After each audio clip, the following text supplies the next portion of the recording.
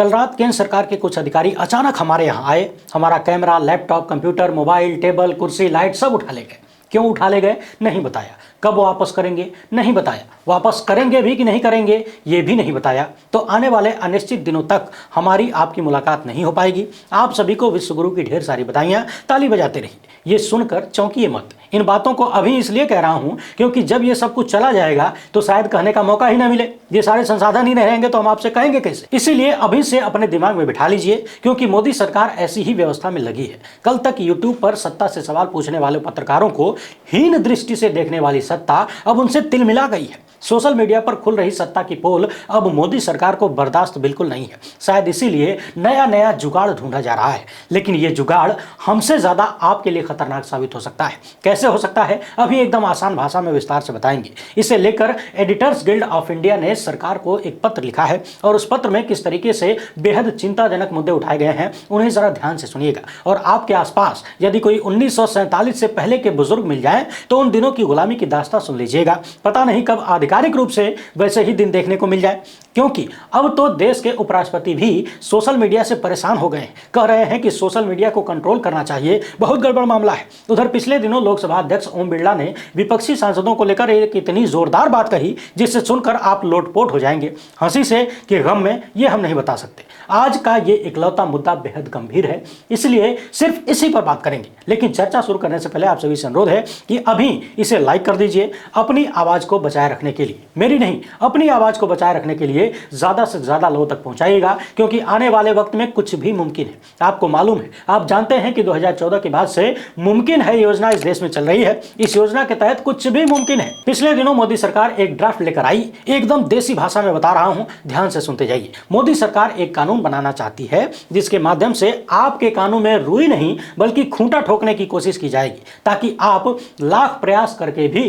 कुछ सुन न पाए। आप कहेंगे कि देश में करोड़ों की आबादी है, मोदी सरकार कितना खूंटा ठोकेगी और इतना खूंटा कहां से लाएगी। तो सुनिए, आपके कान में खूंटा ठोकने के लिए मोदी सरकार हमारे जैसे लोगों के मुंह में बंदूक ठूसने का काम करना चाहती है, सरकारी बंदूक। यह सरकार एक ऐसा ड्राफ्ट लेकर आई थी जिसके तहत पूरे देश में कोई भी व्यक्ति किसी भी सोशल मीडिया प्लेटफॉर्म पर, यूट्यूब, फेसबुक, इंस्टाग्राम, व्हाट्सएप, कोई भी हो सकता है, यदि आप कहीं भी अपनी आवाज के माध्यम से कोई वीडियो दिखाकर, कोई फोटो बनाकर, कोई मीम बनाकर कुछ भी ऐसा बनाते हैं, क्रिएट करते हैं जो अन्य लोग देख पाते हैं या देखते हैं, यदि उससे सरकार को कहीं कोई दिक्कत महसूस हुई तो आपको तुरंत लपेट दिया जाएगा। लेकिन लपेटने का जो तरीका है वो बड़ा दिलचस्प है, ध्यान से सुनिएगा। एक बात और बता दें, खूंटा ठोकने की यह तरकीब नई नहीं है। गोदी मीडिया के माध्यम से पहले से आपके कानों में खूंटा ठोका जा चुका है और गोदी मीडिया के तमाम लपटझंडिसों की जबान में बंदूक ठूसी जा चुकी है, इसीलिए उनकी जबान एक तरफा चलती है। बाकी आईटी सेल और व्हाट्सएप यूनिवर्सिटी का ज्ञान तो आप सब जानते ही हैं। फिलहाल इतना समझ लीजिए कि सोशल मीडिया पर जो लोग पत्रकारिता करते हैं वही नहीं, आप कुछ भी करते हो, यदि सरकार को आपके काम से कहीं कोई दिक्कत समझ में आई, और पिछले कुछ सालों में आपने तो देखा ही है कि सरकार और भाजपा में अंतर खत्म हो चुका है, सरकार और आरएसएस में भी अंतर खत्म हो चुका है। अगर आपको नहीं समझ में आ रहा है कि कैसे खत्म हो चुका है तो राम मंदिर वाले मामले को देख लीजिए। आप ढूंढ नहीं पाएंगे कि सरकार कहां है, बीजेपी कहां है, आरएसएस कहां है, विश्व हिंदू परिषद कहां है। सबको एक बोतल में डालकर बोतल को जोर से ऐसे हिला दिया गया है, सब मिक्स हो गया है। इनके सारे संगठन सरकार है और सरकार ही इनका पूरा संगठन है। तो एकदम आसान भाषा में ऐसे समझ लीजिए, यदि कोई फूड ब्लॉगर किसी चाट वाले से बात कर रहा है और चाट वाले ने गलती से भी कह दिया कि भैया टमाटर इस समय महंगा हो गया है, इसीलिए चाट का दाम हमने बढ़ा दिया है, और सरकार को लगा कि अरे ये तो महंगाई की बात कर रहा है, यानी आर्थिक मुद्दे पर चर्चा कर रहा है, इससे तो हमारी पोल खुल गई। थोड़ी देर बाद आपके दरवाजे पर टन टन करके सरकारी अधिकारी आएगा और आपका सब कुछ टांग ले जाएगा। वापस कब मिलेगा पता नहीं, मिलेगा कि नहीं मिलेगा वो भी पता नहीं। यानी सालों की मेहनत और तरह तरह के जुगाड़ से आपने जो भी संसाधन जुटाए वो सब कुछ एक झटके में सरकार के इशारे पर गायब किया जा सकता है। अब हमारे जैसे लोगों का यदि एक बार गायब हो जाए तो फिर दोबारा जुगाड़ करने में खोपड़ी का पसीना एड़ी तक पहुंच जाएगा। दर्शकों के सहयोग से तो आज थोड़ी बहुत संसाधन जुट पाया है, लेकिन शायद इतने संसाधन से ही सत्ता की हजारों करोड़ की गोदी मीडिया और आईटी सेल घबरा गई है। और इस घबराहट की वजह हम नहीं है, आप हैं, क्योंकि हमारे कंटेंट बनाने से किसी को दिक्कत नहीं है। आप हमारा कंटेंट देख रहे हैं, दिक्कत इस बात बाद से है। आप देखकर जागरूक न हो जाए, आपको सत्ता की असलियत का पता न चल जाए, इसीलिए सत्ता घबराई हुई है। सरकार ने इस कानून का दायरा इतना विराट रखा है कि व्यक्ति ढूंढते रह जाएगा कि किस वजह से उसका चैनल गायब किया गया, उसकी वीडियो डिलीट की गई या फिर उसके खिलाफ कोई कार्रवाई की गई, उसको पता नहीं चल पाएगा। यानी एकदम आसान भाषा में कहें तो कानून बनाने के बाद सरकार जिसे चाहे, जब चाहे, जैसे चाहे टांग सकती है। हालांकि अभी भी वर्तमान सत्ता को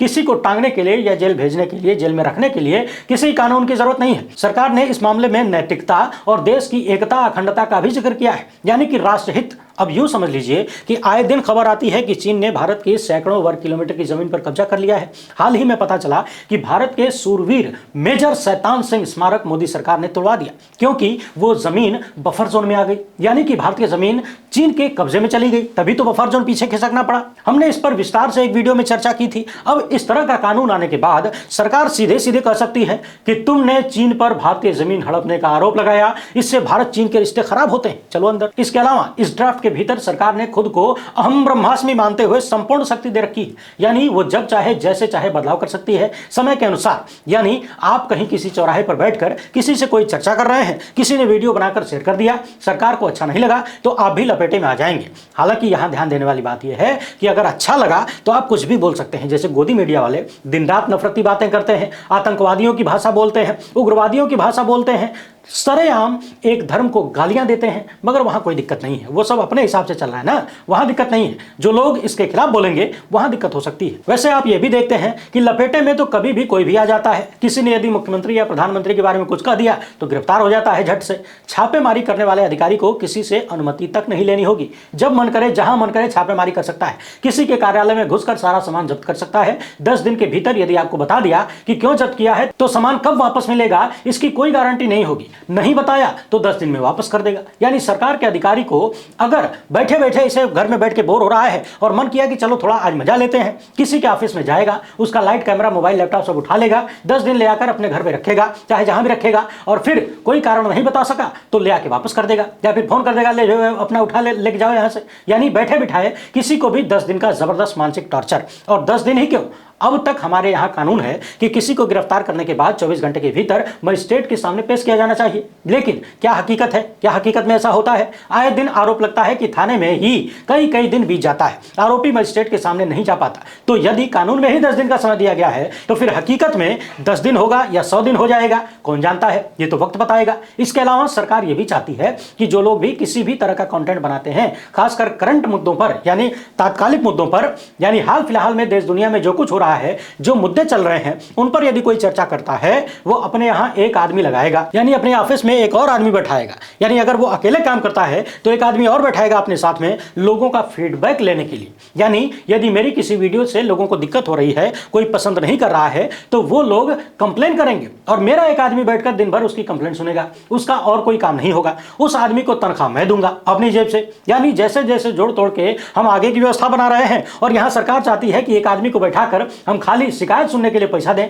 और शिकायत सुनने में भी एक बात ध्यान देने वाली है, सत्ताधारी दल के पास बड़ा बड़ा आईटी सेल है। हाल ही में भाजपा सांसद सुब्रमण्यम स्वामी ने कहा कि बीजेपी का जो आईटी सेल है उसमें सब गुंडे बदमाश हैं। हालांकि ये बात गलत भी नहीं है। बीजेपी आईटी सेल वाले 24 घंटा गाली ही देते हैं, उनका काम ही यही है, गाली देने में। शायद दुनिया में पहली बार लोगों को नौकरी मिली है गाली देने की। बीजेपी आईटी सेल के इन गुर्गों को जब गाली देने से टाइम मिलता है, फुर्सत मिलती है, तो रात में निकल लेते हैं बीएचयू हॉस्टल की तरफ। कहीं कोई लड़की मिल जाए, छेड़खानी कर लें, उसके साथ दुष्कर्म कर लें, फोटो वीडियो बना लें। अब सोच कर देखिए, हमारी किसी वीडियो पर जनता को, आम जनता को कोई दिक्कत हो ना हो, यदि एक राजनीतिक दल से जुड़े हुए, एक विचारधारा से जुड़े हुए लोगों को कुछ दिक्कत हो गई तो वो लोग लगेंगे शिकायत करने, तो फिर हमारा काम खत्म। इस मामले में सरकार 3 लेयर सिक्योरिटी बनाना चाहती है। दूसरे लेयर में होगा कि हमारे जैसे बहुत सारे लोग एक कमेटी बनाएं, वो भी जांच करें क्या सही है क्या गलत है। लेकिन फाइनल कमेटी सरकार के पास होगी, जिसमें 5 अधिकारी उनके होंगे और एक प्रोमिनेंट पर्सन होगा। शायद वो प्रोमिनेंट पर्सन उपराष्ट्रपति जगदीप धनखड़ साहब जैसा होगा या फिर लोकसभा अध्यक्ष ओम बिड़ला जैसा होगा। अभी इन दोनों की बात करेंगे, लेकिन पहले सरकार की नई व्यवस्था के बारे में जान लीजिए।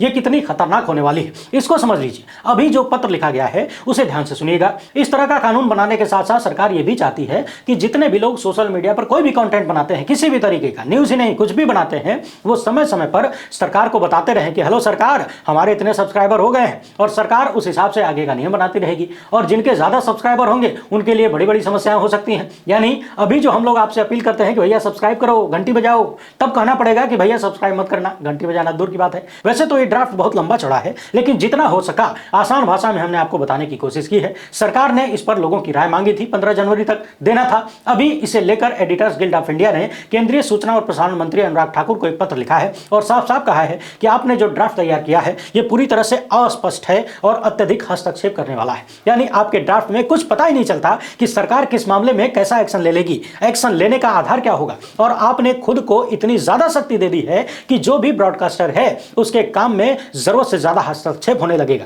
यहां ब्रॉडकास्टर का मतलब आप ये समझ लीजिए कि आप कोई भी वीडियो, ऑडियो या फिर फोटो कंटेंट बनाते हैं तो आप ब्रॉडकास्टर हैं। अगली बात जो एडिटर्स गिल्ड ने कही है उसे जरा ध्यान से सुनिए। इस पत्र में कहा गया है कि ये जो नया ड्राफ्ट है ये पूरी तरह से संविधान के खिलाफ है, क्योंकि भारत का संविधान हमें अभिव्यक्ति की आजादी देता है, प्रेस की स्वतंत्रता की भावना प्रकट करता है, यानी बोलने की आजादी हमें हमारा संविधान देता है। लेकिन आपका यह ड्राफ्ट सीधे सीधे संविधान द्वारा दी जा रही इन गारंटियों के खिलाफ है। यानी इस ड्राफ्ट के माध्यम से मोदी की गारंटी संविधान की गारंटी के खिलाफ जा रही है। एडिटर्स गिल्ड ऑफ इंडिया यानी पत्रकारों और संपादकों के संगठन ने मोदी सरकार को इस पत्र में साफ साफ 4 पॉइंट के माध्यम से विरोध प्रकट किया है। पहला तो यह है कि किसी भी कंटेंट का मूल्यांकन करने की जो 3 स्तरीय समितियां हैं उनमें सरकार का अधिक नियंत्रण होगा। दूसरा यह कि सरकारी अधिकारी मनमाने तरीके से सेंसरशिप कर सकेंगे, यानी कुल मिलाकर सरकार और उसके अधिकारी किसी भी वीडियो या चैनल का या फिर हमारे जैसे लोगों के खिलाफ मनमाने तरीके से कार्रवाई कर सकेंगे। तीसरी चिंता यह प्रकट की गई है कि किस आधार पर कार्रवाई की जा रही है यह भी नहीं बताया जाएगा, मतलब किन किन आधारों पर कार्रवाई होगी स्पष्ट रूप से ड्राफ्ट में बताया ही नहीं गया है। यानी जिस भी वीडियो को, जिस भी ऑडियो को या फिर जिस भी तस्वीर को सत्ता और उसके अधिकारी चाहें उसे हटा सकते हैं, यानी सेंसर कर सकते हैं। इस पत्र में यह भी कहा गया है कि जो लोग भी ब्रॉडकास्टर होंगे, यानी आप कोई भी वीडियो बनाते हो, ऑडियो जारी करते हो, गाना गाते हो, डांस करते हो, फोटो बनाते हो, मीम बनाते हो, ये सब इस ड्राफ्ट से, यानी अगर ये कानून बनता है तो बुरी तरह से प्रभावित होंगे। कुल मिलाकर आसान भाषा में इतना समझ लीजिए कि आपके कानों तक कोई भी ऐसी बात ना पहुंचे जो सत्ता की पोल खोलती हो, जो देश की हकीकत आपके सामने रखती हो। इसीलिए हमारे जैसे लोगों की जबान पर ताला लगाने की कोशिश की एक प्रक्रिया शुरू की जा रही है। यदि हमने, आपने हमारे पूर्वजों द्वारा दिए गए संविधान को संरक्षित करने का काम नहीं किया, उसे सुरक्षा नहीं दी, उसके लिए आवाज नहीं उठाई, तो आज अपने पूर्वजों की दी हुई जिस विरासत के दम पर हम बोल रहे हैं और आप सुन रहे हैं, ये आने वाली पीढ़ी को शायद न मिल पाए, क्योंकि वो है तो मुमकिन है, वो है तो मुमकिन है। अभी हाल ही में उपराष्ट्रपति जगदीप धनखड़ ने कहा कि सोशल मीडिया को कंट्रोल करना चाहिए, किसी के चरित्र का भी। सदन में जाकर कहने लगे कि अब तो सोचना पड़ता है कहां झुकूं, किसके सामने झुकूं, कितनी बार झुकूं, कैमरामैन कहां से कौन सी फोटो निकाल रहा है, कुछ पता नहीं चलता। ये बहुत गलत बात है। मगर उपराष्ट्रपति श्री जगदीप धनखड़ जी को सोशल मीडिया की ये बुराई तब नहीं दिखती जब अन्य लोगों को संगठित तरीके से टारगेट किया जाता है, उनका चरित्र हनन होता है। जब देश के चीफ जस्टिस डीवाई चंद्रचूड़ और उनके परिवार को सरेआम गालियां दी जा रही थी, तब धनखड़ साहब को यह सब कुछ नहीं दिखा। देश का गोदी मीडिया और उसके सैकड़ों लपड़झंडिस 24 घंटे विपक्ष के नेताओं को टारगेट करते हैं, उनका चरित्र हनन करते हैं, अल्पसंख्यकों को टारगेट करते हैं, उन्हें आतंकवादी बुलाते हैं, किसानों को खालिस्तानी बुलाते हैं, पाकिस्तानी बुलाते हैं, मुसलमानों को जिहादी बुलाते हैं। तब धनखड़ साहब को गोदी मीडिया से कोनो तकलीफ नहीं होती। जगदीप धनखड़ साहब जिस विचारधारा और जिस राजनीतिक दल से जुड़े हुए रहे या फिर जुड़े हुए हैं, उस दल के पास बड़ा आईटी सेल है जो संगठित तरीके से किसी को भी टारगेट करता है। हाल फिलहाल में उसकी ड्यूटी शंकराचार्यों को गरियाने में लगाई गई है। क्या धनखड़ साहब अपने पद की शक्तियों का प्रयोग करते हुए भाजपा आईटी सेल के गुर्गों पर कंट्रोल करवा सकते हैं कि हिंदू धर्म के सबसे बड़े पद पर बैठे शंकराचार्यों को बदनाम मत करो, उन्हें टारगेट मत करो, उन्हें ट्रोल मत करो, उनका चरित्र हनन मत करो, उन्हें गालियां मत दो? क्या धनखड़ साहब ऐसा कर सकते हैं? खुद की एक वीडियो वायरल हो गई और लोगों ने सवाल उठाया कि कम से कम अपने पद की गरिमा रखते, इतनी बार झुकने की क्या जरूरत थी? तो बुरा लग गया। लेकिन गोदी मीडिया, फर्जी आईटी सेल और व्हाट्सएप यूनिवर्सिटी किस तरीके से संगठित होकर दूसरों का चरित्र हनन करती है, इस पर कभी किसी को दुख नहीं होता। लोकसभा स्पीकर हैं ओम बिरला साहब पिछले दिनों किसी कार्यक्रम में बोल रहे थे कि विपक्ष के सांसदों को सरकार द्वारा लाए गए सही बिलों का समर्थन करना चाहिए। अब सवाल यह है कि कौन सा बिल सही है, किसका प्रावधान सही है, किसका नहीं सही है, कौन गड़बड़ है, इसका फैसला कौन करेगा? क्या सरकार खुद ही करेगी कि हम जो बिल लाए हैं वो सब सही है, इस पर मुहर लगाओ, आगे बढ़ाओ? आवाज नहीं उठाएगा कोई। और यदि सरकार को यही कहना है कि उसकी बात सभी को मानना ही पड़ेगा, तो फिर विपक्षी दलों और विपक्षी सांसदों की जरूरत ही क्या है। शायद इसी बात को ध्यान में रखते हुए संसद से लगभग 150 सांसदों को बाहर कर दिया गया, क्योंकि सरकार मान चुकी है कि वो जो भी ला रही है वो सब सही है। किसी की राय, किसी का विचार, किसी संशोधन की कोई आवश्यकता नहीं है। इस तरह की बातें सुनकर यकीन नहीं होता कि ये लोग इतने बड़े बड़े पदों पर बैठे हैं और ऐसी ऐसी बातें कह रहे हैं। ये बात कितनी हास्यास्पद है कि लोकसभा अध्यक्ष कह रहे हैं कि सरकार द्वारा लाए गए ऐसे बिल जो ठीक हैं उस पर समर्थन करना चाहिए। आप होते कौन है सही और गलत का फैसला करने वाले? यदि आप ही सारा फैसला करेंगे तो फिर संविधान निर्माता तो बेवकूफ साबित हुए। यानी 300 से भी अधिक संविधान सभा के सदस्यों ने जिस संविधान को बनाने में सालों तक बहस की, चर्चा की, मेहनत की,